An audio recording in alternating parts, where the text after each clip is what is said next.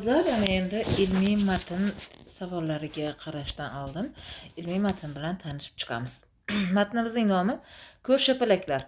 Ko'rshapalaklar ucha oladigan yagona sut emizuvchilar. Havoda teri bilan qoplangan qanotlari yordamida kutilmagan egri-bugri burilishlar yasab parvoz qiladi.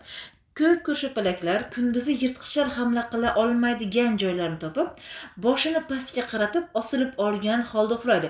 Ko'p ko'rshapalaklar deyapti, hammasi demayapti. Kech bo'lishi bilan esa havoga ko'tarilib, ozuqa axtarib uchib ketadi. Ayrim ko'rshapalaklar ozuqa topishda yana ayrim ko'rshapalaklar deyapti va qorong'i osmonda yo'nalishni aniqlashda exolokatsiyadan foydalanadi. Ular chiqaradigan yuqori chastotali tovushlar aks sado kabi atrofdagi jinslardan qaytib kelib ko'rshapalakning qulog'iga chalinadi. Exolokatsiya tufayli ular uchish davomida o'z o'ljalarini joylashuvini aniqlaydi va qorong'ida to'siqlarga duch kelmaydi. Yirik nayza burun xuddi shu narsa mana bu yuqorida aytildi menimcha. Qorong'ida to'siqlarga duch kelmaydi. Qorong'i osmonda yo'nalishni aniqlashda aynan exolokatsiyadan foydalanadi. Bu yerda ham exolokatsiya tufayli deb aytilyapti. Demak, takror bo'lishi mumkin. Shuni inobatga olib o'tib ketamiz. Yirik nayza burun tanasi 6,5-8,5 sm, dumi yo'q. Yirik nayza burun esa eng katta ko'rshapalaklardan biri. Ozuqasining asosini hasharotlar tashkil etadi. U shuningdek kemiruvchilar, qurbaqalar, baliqlar va hatto boshqa ko'rshapalaklarni ham ov qiladi. Yirik nayza burunlar g'orlarda soni 3 dan 50 gacha bo'lgan guruhlarni tashkil etib yashaydi. Ayrimlari o'zidan kuchliroq bo'lgan nayza burunlarga yemish bo'lishdan qo'rqib g'orga kirmaydi. Qonxo'r ko'rshapalaklardan farqli ravishda yirik nayza burunlar qon so'rmaydi. Arvoh ko'rshapalaklar tanasi 11,5-14 sm, dumi yo'q.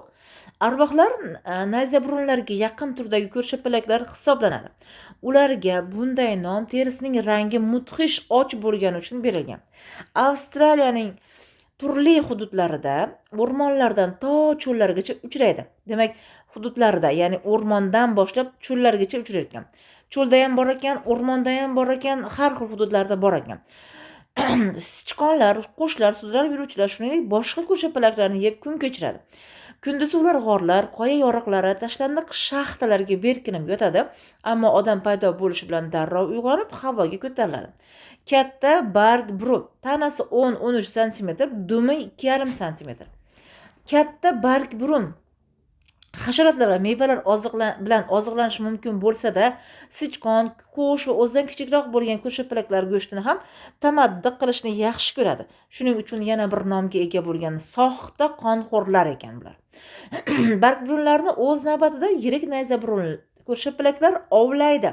Bu turdagi ko'rshapalaklarning yirik koloniyalari odatda g'orlar va binolarda yashirinishadi. Barg burun ko'rshapalaklarning burnida barg shakliga o'xshash teri o'simtasi mavjud. Shuning uchun barg burun deyiladi. Ya'ni bular g'ira-shira qorong'i tushganda ular ovga chiqadi. Urg'ochisi yiliga 1 yoki 2 marta bitta bolani dunyoga keltiradi. Qonxo'r, ya'ni vampir hasharot ko'rshapalaklar. Faqatgina qon so'rib oziqlanuvchi yagona sut emizuvchi bo'lib, Markaziy va Janubiy Amerika tropik mamlakatlarida yashovchi qonxo'r ko'rshapalaklar sanaladi. Demak, ular Markaziy va Janubiy Amerikaning tropik mamlakatlarida yashar ekan. Desmod ba'zan qonxo'r ham deb ataladi. U uyqudagi hayvonlarga hujum qiladi. Odatda u qoramol yoki otlarni tanlaydi, ammo ba'zan hatto odamga ham hujum qiladi. Qonxo'rlarning boshqa ikki turi, Demus yongu va Difulla equadata, o'zlariga o'lja sifatida yirik qushlar, shu jumladan uy tovuqlarini tanlaydi. Oddiy odamxo'r o'z o'ljasining qonini 30 daqiqada Oddiy qonxo'r o'z o'ljasining qonini 30 daqiqa atrofida so'radi. O'lja yo'qotgan qon miqdori uning hayoti uchun xavfli bo'lmasa-da, ko'rshapalaklar tashib yuradigan yuqumli kasalliklar o'z ta'sirini ko'rsatishi mumkin. 1 yil davomida 100 nafar qonxo'r ko'rshapalaklar ichadigan qon miqdori 25 sigir yoki 14,000 tovuqdagi qon miqdoriga teng. Ko'rshapalaklarning bolasi Desmos qonxo'rning yangi tug'ilgan bolasi juda ojiz bo'lishiga qaramay, o'tkir tirnoqlar va qiyshaygan sut tishlari bilan onasiga, hatto parvoz payti ham mahkam yopishib olish imkoniga ega. Demak, tirnoqlari bilan va tishlari bilan onasini changallab olar ekan. Dastlabki damlarda bola faqat onasining suti bilan oziqlanadi. Taxminan 3 oylardan so'ng ona uni asta sekin qonga o'rgatib, bir marta bir necha tomchi berib boradi. Demak, o'sha 3 oyligidan boshlab nimaga qonga o'rgatib borar ekan. To'g'rimi? Demak, matnni o'qib oldik. Tushunarli bo'ldi. Ana endi test savollariga nima qilamiz? O'tamiz.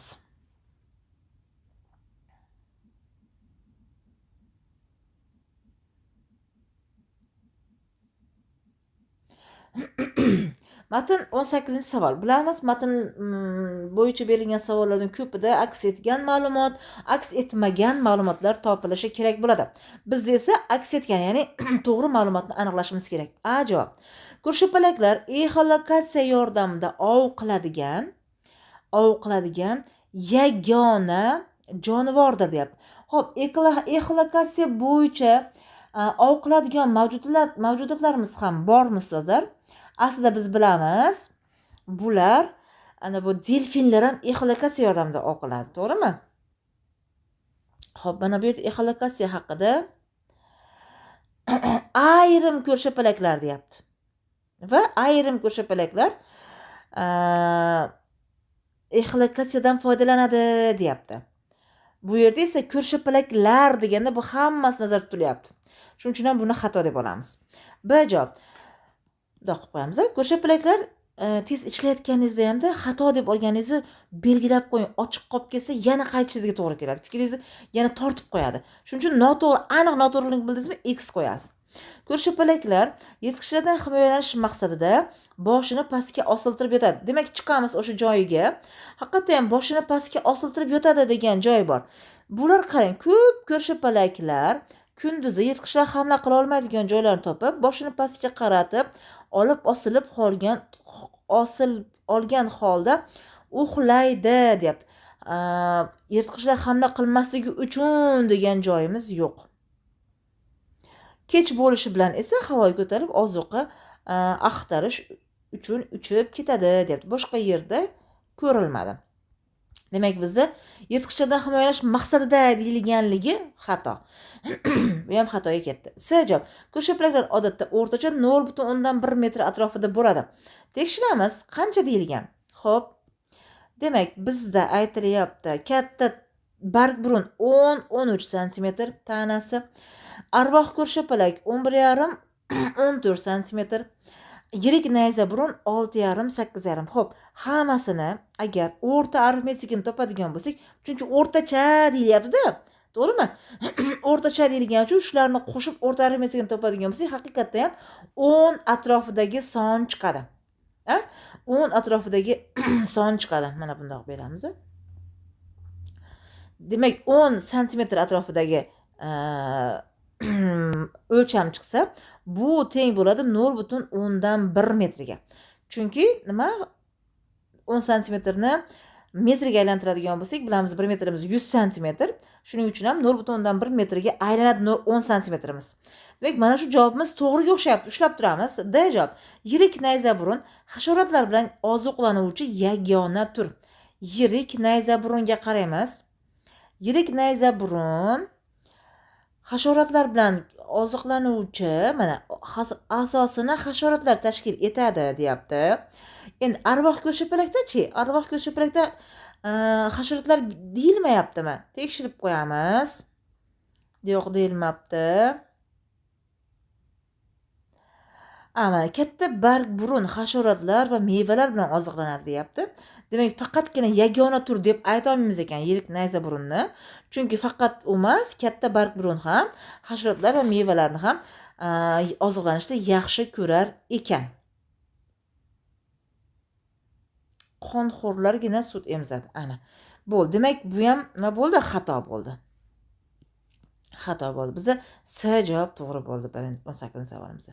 19-savolga qaraymiz. O'rtoqlar, raqamlar ko'rsatilgan qaysi gap matnining mazmuniy tuzilishida uslubiy xatolik yuzaga kelgan? Haqiqatda ham agar esingizda bo'lsa, birinchi gapimizda birinchi gapimizda aynan noo'rin takror qo'llangan. Chunki mana bu yerda aytyapti, qarang, exolokatsiya tufayli ular uchish davomida o'z o'ljalarining joylashuvini aniqlaydi va qorong'ida to'siqlarga duch kelmaydi, deyapti.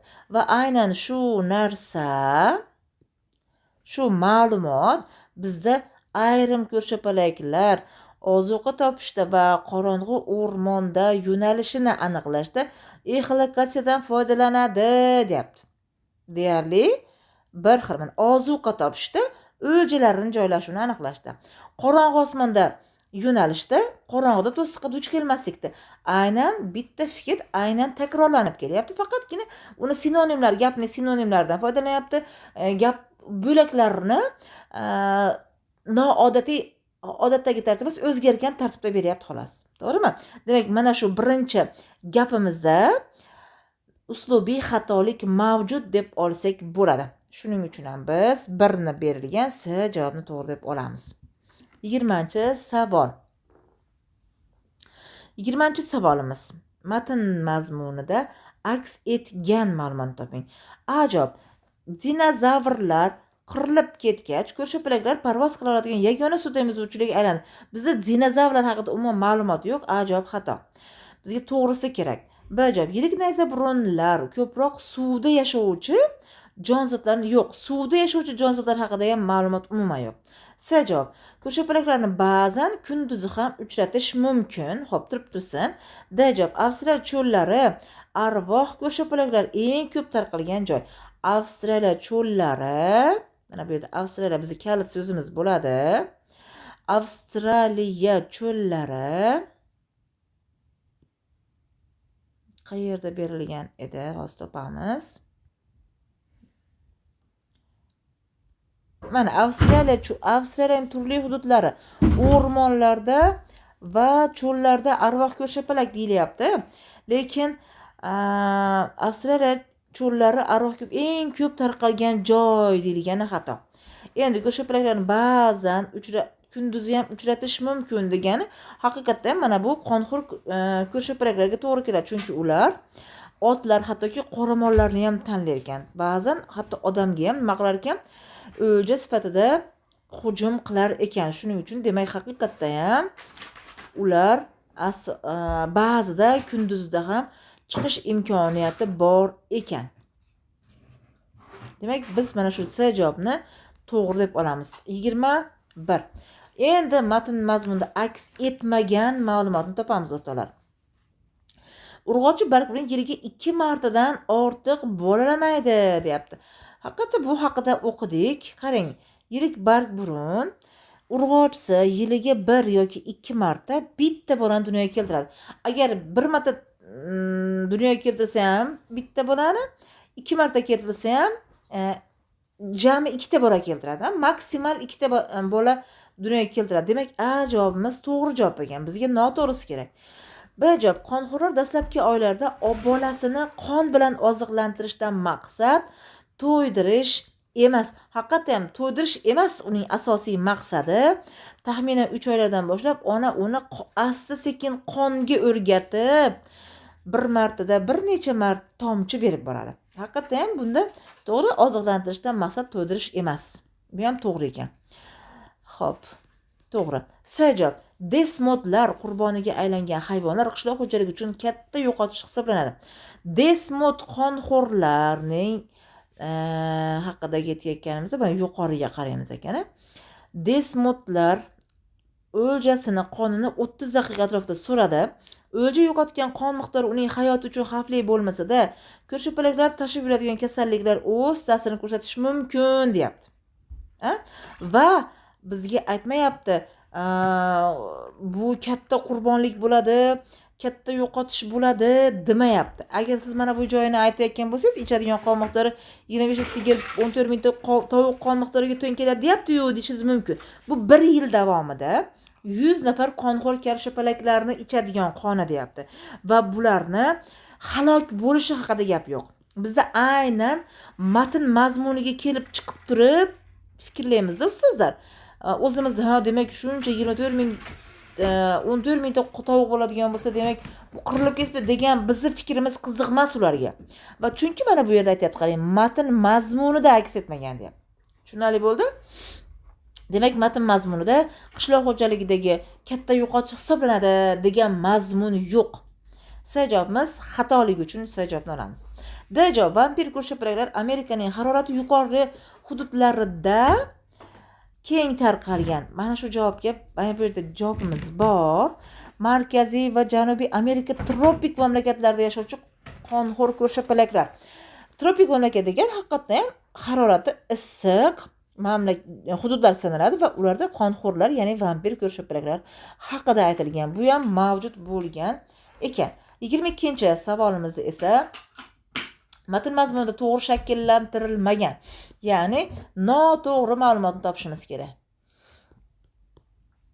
A javob: qon suruvchi ko'rshapalaklar o'ljasi yuqumli kasallik oqibatida oxir-oqibat halok bo'ladi. Aynan hozir o'qidik, yuqumli kasallik oqibatida ta'sir qilishi mumkin, lekin oxir-oqibatda halok bo'ladi degan javobimiz yo'q edi. Bizda noto'g'ri deb ushlab turamiz. Ya'ni bundan-da noto'g'risi chiqib qoladigan bo'lsa, biz uni to'g'ri javobga olamiz. B javob: ko'rshapalaklar ba'zan kichik bolasi bilan uchishga to'g'ri keladi. Ha, bu narsa aytildi aynan mana bu joyda. Xo'p, bolasi juda ojiz bo'lishiga qaramay, o'tkir tirnoqlarga qiyshaygan sut tishlar bilan onasiga ba'zan hatto parvoz paytida ham mahkam yopishib oladi. Bor ekan bu. Mana, to'g'ri keladi. Bor javob ekan. Xo'p, soxta qonxo'rlarning dumi tanasi o'lchamining 4dan 1 qismiga teng. Soxta qonxo'rlarimiz bular, mana soxta qonxo'rlarimiz bular katta bargburunlarida. Xo'p, katta bargburunlarning dumi qarang 2,5 sm, tanasi 10-13 sm. Haqiqatda ham nisbat qilsak 10 sm bo'lgan taqdirda dumi 2,5 sm bo'lyapti. Haqiqatda ham tanasining 4dan 1 qismiga teng bo'lyapti dumi. Bu ham to'g'ri javob bo'ldi. D variantini o'qiyamiz. Yirik nayza burunlar o'z guruh vakilini ham ozuqaga aylantirish. Buni juda ham ko'p joyda ko'rdik. Ba'zan o'zidan ko'ra kuchsiz bo'lgan ko'rshapalaklar bilan oziqlanadi dedi. Demak, bizda haqiqatda ham halok bo'lish haqida ma'lumot yo'q edi. To'g'ri shakllantirilmagan ma'lumotga 22 ga A javobni olamiz. Matnimiz tushunarli bo'ldi deb o'ylayman. Ana endi badiiy matnga o'tamiz. Badiiy matndagi imtihon kuni matni juda ham kengroq ekan, shuning uchun o'qib o'tirishni lozim topmadim. Iloji boricha o'zingizlar mana shu Buxoro nomli Umid Shukurov va Elmurod Qo'rjovning qo'llanmasini olib o'qib ko'rsanglar juda ham ta'sirlanarli hikoya ekan. Bu yerda o'g'li o'zini farzandi 12 yoshga yetganda tug'ilgan kuni bo'ladi, lekin ota-ona bundan xafa. Nimaga xafaligini farzandi bilmaydi. Ona juda ham tushkun kayfiyatda, lekin tug'ilgan kun chiroyli qilib o'tkazgandan keyin bu paytdagi tuzumda o'sha davlatning qonunlari bo'yicha 12 yoshli bolani IQ'sini, ya'ni iqtidorini, intellektual salohiyatini nima qiladi? Tekshirishadi. Tekshirganda ular o'zlari qo'ygan indeksdan yuqori bo'lib ketgan bo'lsa, bu farzandni ular yo'q qilishadi, ya'ni o'ldirib yuborishadi. Bu Diki xuddi shu kunga kelgan edi va u juda ham aqlli bo'ladi. Savollar beradi, nimaga yomg'ir yog'adi, nimaga maysalar chiqadi, juda ham nimaga qiziqqan bola bo'ladi. Savollari ko'p bo'ladi, unaqa loqayd emas. Va dadasiga shunaqa savollar berganda haligi shu savollarga javob bermaslikka intiladi. Chunki shu savollarga javob bersa, u bolaning aqliy salohiyati o'sadi-ku, to'g'rimi? O'shaning uchun ham javob bermaslikka harakat qiladi. Undan g'ashi keladi savollar bergan sari. Va ona shu imtihon kuni keladi. Imtihon kunida u bolacha yalpis ta'mli suyuqlikni ichadi. Bu menimcha o'sha o'zini gangitadigan darajadagi suyuqlik bo'ladi. U bolani olib kirib ketishgandan keyin ertasi kuni ota-onasiga telefon bo'ladi va unda aytadi: sizning o'g'lingiz Richard Jordan, tasnif raqami 600-115, hukumat imtihondan o'tib bo'ldi. Sizga afsus bilan shuni ma'lum qilamizki, uning aqliy rivoji hukumat tomonidan o'rnatilgan yangi kodeksning 5-bo'limi 84-moddasida ko'rsatilgan darajadan oshib ketgan. Buni eshitgan ayolning bo'g'iq chinqirig'i eshitildi. Garchi u hech nimani eshitmagan bo'lsa-da, erining yuz ifodasidan anglagan edi telefonda gapirayotganda va ulardan eshitilyapti. Qarang, sizga telefon orqali shuni ma'lum qilishimiz mumkin. Go'shakdagi ovoz davom etardi. Uning jasadini hukumat tomonidan dafn etilishini xohlaysizmi yoki o'zingiz uni alohida qabrga dafn etishni ma'qul ko'rasizmi? Agar dafn ishlari bilan hukumat shug'ullangan taqdirda uning narxi $10 tashkil etadi deb tugallanadi. Juda ham ta'sirlanarli hikoya. 23-savolga o'tamiz. Hikoya mazmuni haqida berilgan to'g'ri javobni aniqlang. Bunda to'g'ri javob umuman hikoyani mazmuni asosan jeki ulg'ayotgan jamiyatda inson tafakkuri chegarasi belgilab qo'yilgan edi. To'g'ri javobimiz D varianti. 24-savol. Asl qahramonlari haqida berilgan to'g'ri javobni toping. Asl qahramonlarimizda Richardning g'ayritabiiy savollari otasini shoshirib qo'ymayotgan edi, chunki u otasi o'zi xohlamaydi javob berishni. B javobda favqulodda g'ayritabiiy qobiliyatga ega yo'q. G'ayritabiiy qobiliyatga ega emas, boshqa bolalarda yo'q bo'lgan, masalan deylik, tanasiga qanaqadir metallar yopishib qolishi, bo'ladi bu g'ayritabiiy favqulodda holatlar. Unaqa emas. Shunchaki aqlliroq edi xolos.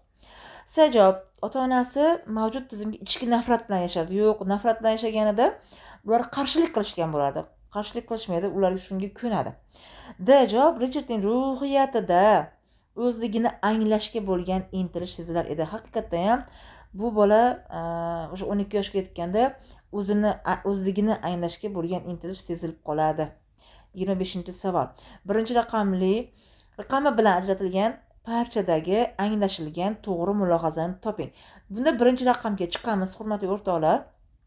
Birinchi raqamdagi asosiy mazmunni tushunish uchun biz yuqoridan ikkita gap, pastdan ikkita gap o'qisak, yana ham yaxshiroq tushunamiz. Har kuni bunaqa sinovdan minglab bolalar o'tishadi. Sening qobiliyatlaring qanaqa ekanligini hukumat bilmoqchi. Dikki, bor yo'g'i shu. Maktabda men yaxshi baholar olyapman, dedi Dikki negadir ishonchsizroq tarzda. Bu yerda boshqacha. Bu o'ziga xos tekshiruv. Birinchi gapni o'qiyapman. Tushunasanmi? Senga ichish uchun suyuqlik berishadi, keyin esa maxsus mashina o'rnatilgan xonaga kirasan. U qanaqa suyuqlik? So'radi Dikki. Shunchaki ta'mi yalpiz kulchasiga o'xshashroq. Ular sening haqiqatni so'zlayotganingga amin bo'lishmoqchi. Hukumat sening rostgo'yligingga shubha qilgandan emas bu. Lekin shunaqa suyuqlik ichish ishonchni kafolatlaydi. Demak, bu yerda boshqacha deb boshlangan gapimizni mazmunini tushunib oldik. Ana endi kalit bilan solishtiramiz. Bola texnologiyaga nisbatan ishonchsizlikni bildirmoqda. Yo'q, ishonchsizlik o'zini o'qishiga bog'liq bo'lyapti. Va ota bolasining savollariga kulgili tarzda javob bermoqda. Yo'q, kulgili tarzda emas, uni ishontirishga harakat qilyapti.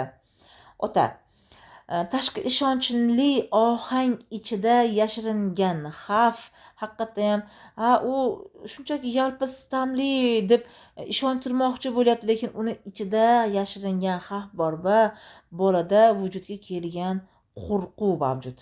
To'g'ri javobimiz C javob bo'ladi. Bola ota-onasiga nisbatan norozilik yo'q, bola bechora hech qanday norozilik qila olmaydi. Demak, bizning 25-savolimiz javobi C varianti. 26.